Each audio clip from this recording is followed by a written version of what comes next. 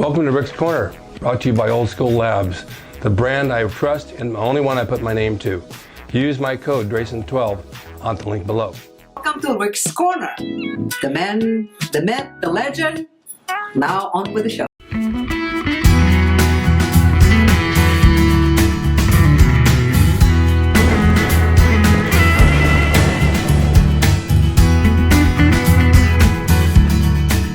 Welcome to Rick's Corner. I got Rich Piana back. We're going to talk about deltoid development today because deltoids, when you see somebody on the street, the first thing you see, well, back in the day was broad shoulders and a small waist.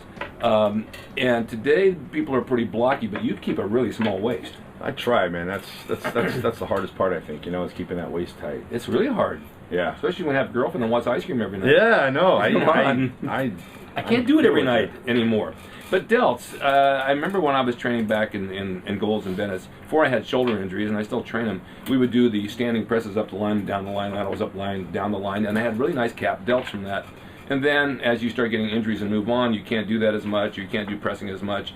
But years ago, I worked out with a man who had a gym way up in Bakersfield, Joseph Barada. He was about 5'6", and he had the best delts of anybody I ever saw. He would come into the gym, and he competed back in the days after Jack Line. They were all business partners together, and he would only do laterals. He would do sides, rear, and front in a combination of circle, circle, circle, circle. And he told me, Rick, you do not need presses. Presses will not do anything for your delts. Now, you and I know you're smiling. Ken Waller told me the same thing. You don't need pressing. And you told me one day in the gym about a year ago I was going to do Smith machine presses. Rich, do I need pressing? You said, nah. I said, then why am I doing it? You said, I don't know. I'm doing it anyway. I remember that? Yeah. Okay.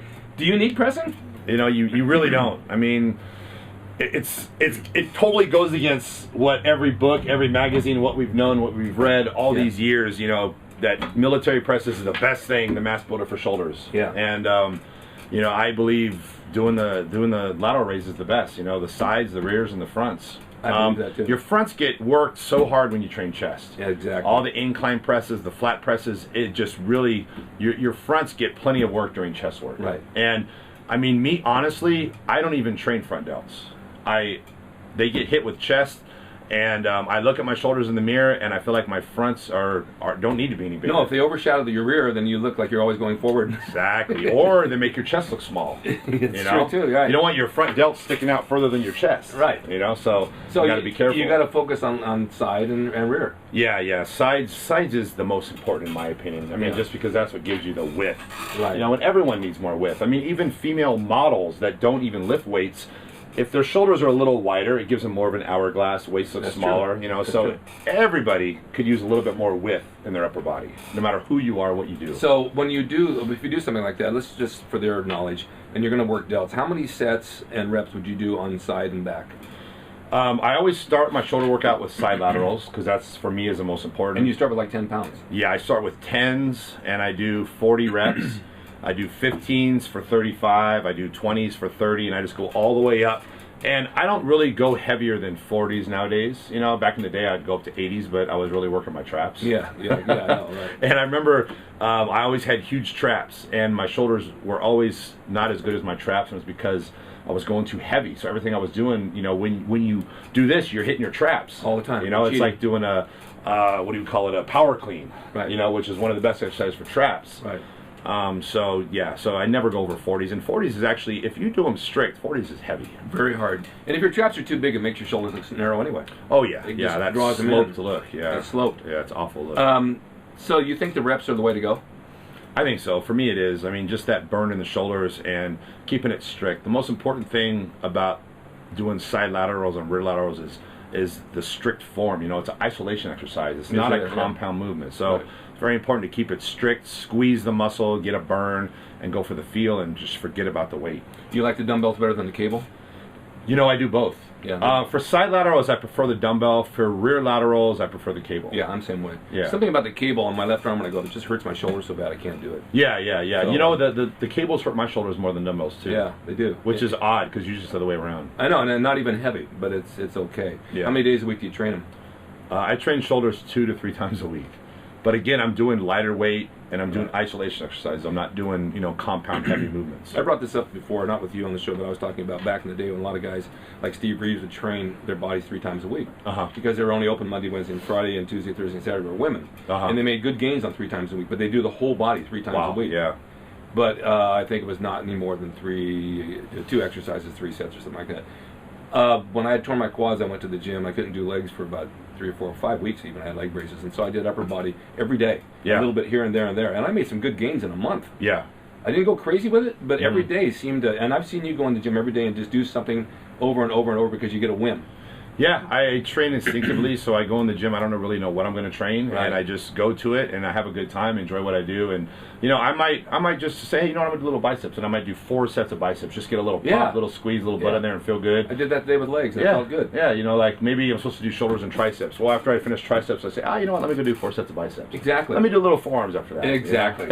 And you know, because it's an off day and your body's not expecting it, it responds to it. Oh yeah. It always responds to the unexpected. Oh yeah. Joe Weider once said, you want to really get big, get up at 2 o'clock in the morning. He got get up at 2 o'clock in the morning, as his voice, and perform a sneak attack on your muscles and shock them in the groin. Sneak attack. Sneak attack. Hop out of bed and start doing your reps right away.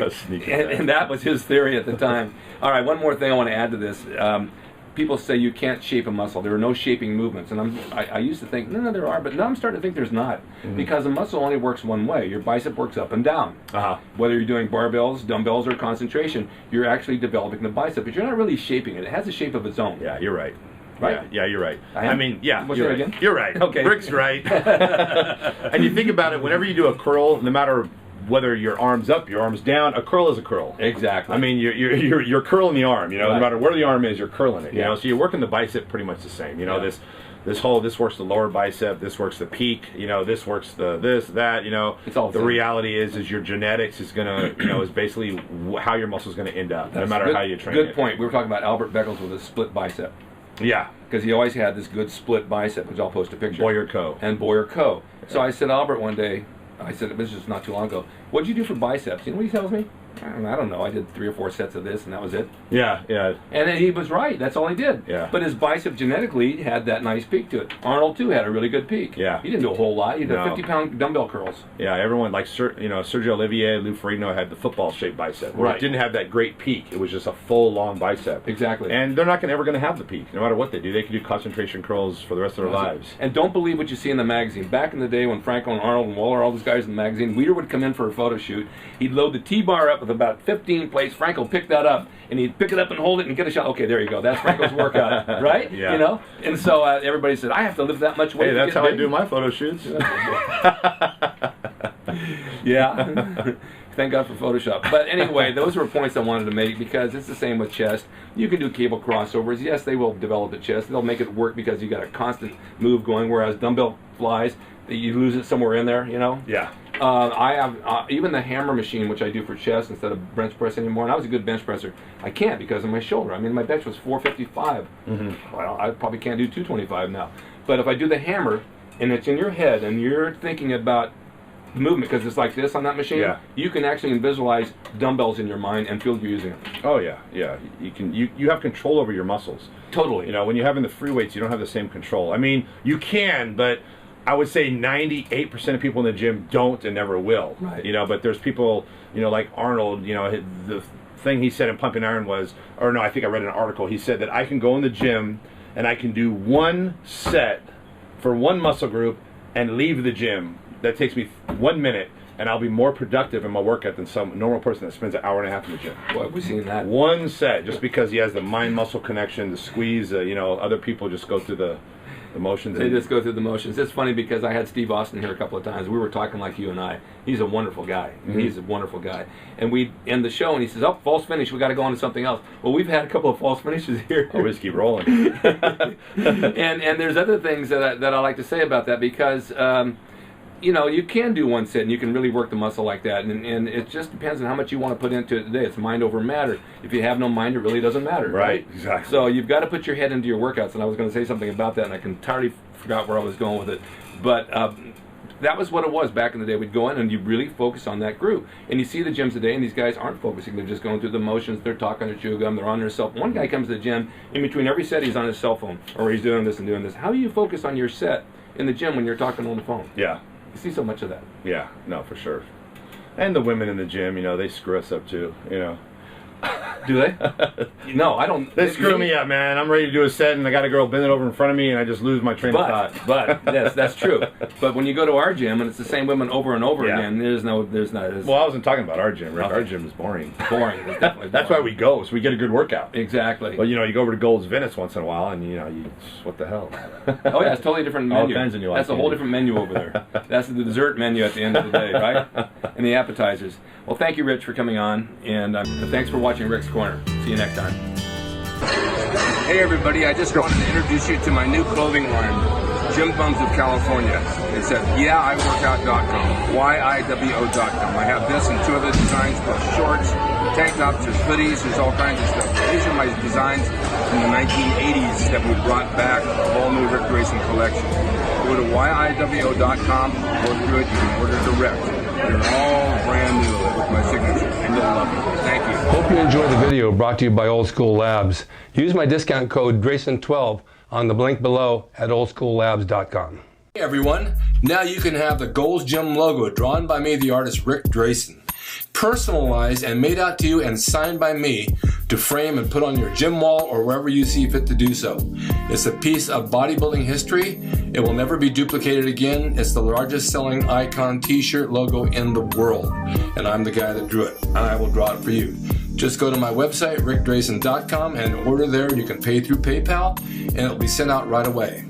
And be sure to watch Rick's Corner for all the videos on bodybuilding, nutrition, fitness, pro wrestling, and anything that suits your interests as far as getting physically fit and being the best you can be from the golden era of bodybuilding.